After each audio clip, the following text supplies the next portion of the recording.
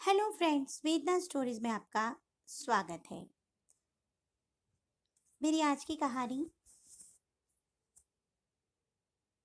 मेघना आज ऑफिस आई तो उसका चेहरा खुशी से खिला हुआ था।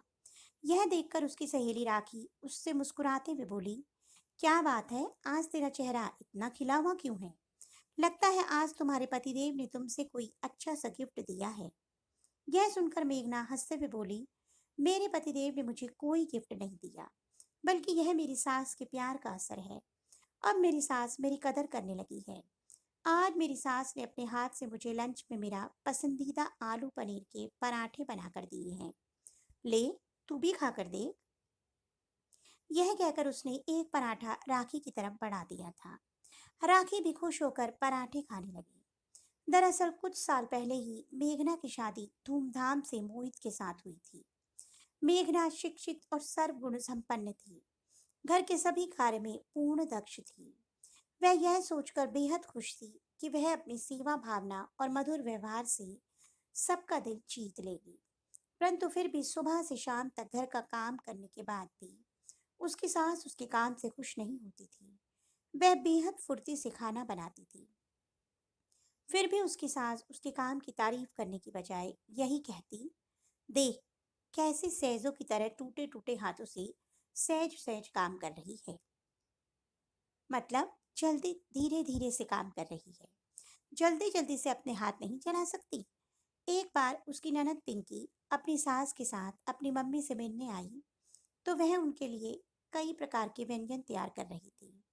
तब उसकी सास उसका हाथ पटाने की बजाय उसका मजाक उड़ाते हुए बोली, कितना धीमे धीमे काम कर रही है सैजो, जल्दी जल्दी से अपने हाथ चला, नहीं तो नाश्ते के लिए देर हो जाएगी। यह सुनकर वह दुखी मन से और भी जल्दी नाश्ता बनाने लगी थी। नाश्ता करने के लिए उसने नाश्ता लगाया तो उसकी सास एक समोसा खाकर बुरा सा मुंह बनाते हुए बोली, कितने बेकार समोसे बनाए हैं तूने, इनमें कुछ भी स्वाद नहीं है।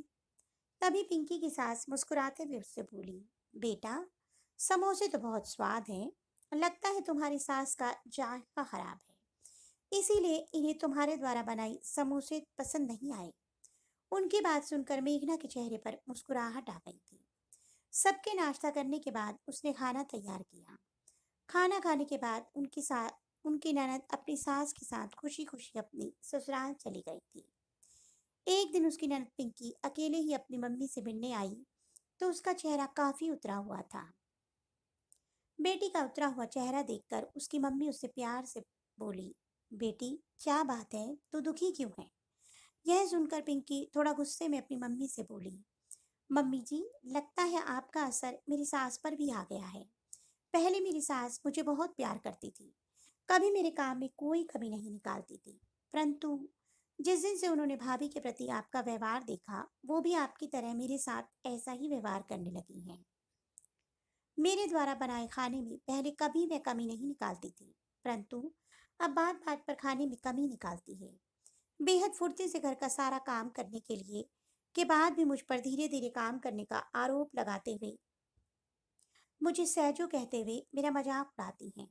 जब मैं मम्मी से ऐसा ना करने के लिए बोलती हूँ तब मम्मी मुझे हंसकर कहती है, तेरी मम्मी भी तो तेरी भाभी का ऐसे ही मजाक उड़ाती है। तूने अपनी मम्मी को क्यों नहीं रोका?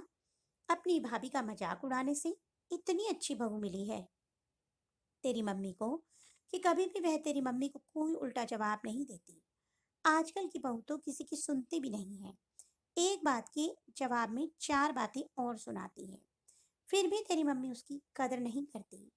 सास की बात सुनकर मैं शर्मिंदा हो गई थी, क्योंकि आप भाभी के साथ ऐसा ही तो करती हैं। काश आप भाभी का मजाक उड़ाने की बजाय उनकी कदर करती, तो आज मेरी सास का व्यवहार मेरे प्रति बदलता नहीं, पहले की तरह प्यार और संयोग भरा होता। मेरी सास मेरे काम में सहयोग करने के साथ साथ मुझे कई बार मेरी पसंद की चीज बनाकर भी खिलाती थी। आप तो दिन पर बिस्तर पर पड़े पड़े बस भाभी पर हुक्म चलाती रहती हो। पिंकी की बातें सुनकर उसकी मम्मी शर्मिंदा हो गई थी और मेघना जो वहीं पर खड़ी सारी बातें सुन रही थी, उसकी आंखें भर आई थी, क्योंकि आज उसकी ननद ने अपनी माँ को अच्छा सबक सिखा दिया था। वरना उससे पहले तो जब उसकी मम्मी मेघना की बुराई करती थी तब वह भी उसका मजाक उड़ाती थी। परंतु जब अपने ऊपर बात आई तो उसे बुरा लग गया था। उसकी मम्मी उसे प्यार से समझाते हुए बोली, आज के बाद मैं तेरी भाभी का मजाक नहीं उड़ाऊंगी, बल्कि उसकी कदर करूंगी। जैसे वह हमें नए नए व्यंजन बनाकर खुशी से खिलाती है, वैसे ही कभी कभी अब से मैं भी उसकी पसंद का खाना बनाया करूंगी, ताकि तेरी सांस फिर से पहले की तरह हो जाए। अब तो खुश है? आज मैं तुम दोनों को अपने हाथ से खाना बनाकर खिलाऊंगी। अरे, कहाँ खो गई तू भी? पराठे खा, ठंडे हो जाएंगे। राखी ने मुस्कुराते हुए कहा तो मेघना भी उसके साथ पराठे खाने लगी थी। दोस्तों, आज भी हमारे समाज में ऐसे बहुत से लोग रहते हैं जो दूसरे का मजाक उड़ाते वक्त बेहद खुश होते हैं, परंतु जब कोई उनका मजाक उड़ा देता है तो वे बुरा मान जाते हैं। इसलिए किसी का मजाक उड़ाने की बजाय उनकी कद्र करो और उसे प्रोत्साहित करो, ताकि समाज के लोग आपकी भी कदर करें। क्योंकि कभी ना कभी बुरे आचरण का असर भी लोगों पर पड़ ही जाता है, जिसका शिकार कभी कभी अपने भी बन ही जाते हैं। तो दोस्तों, आपको मेरी कहानी कैसी लगी? कमेंट बॉक्स में अवश्य बताइएगा। अगर आपको मेरी कहानी अच्छी लगी तो मेरी कहानी को लाइक कीजिए और चैनल को सब्सक्राइब करना मत भूलिए। जल्द ही एक नई कहानी के साथ मिलूंगी, तब तक के लिए बाय बाय।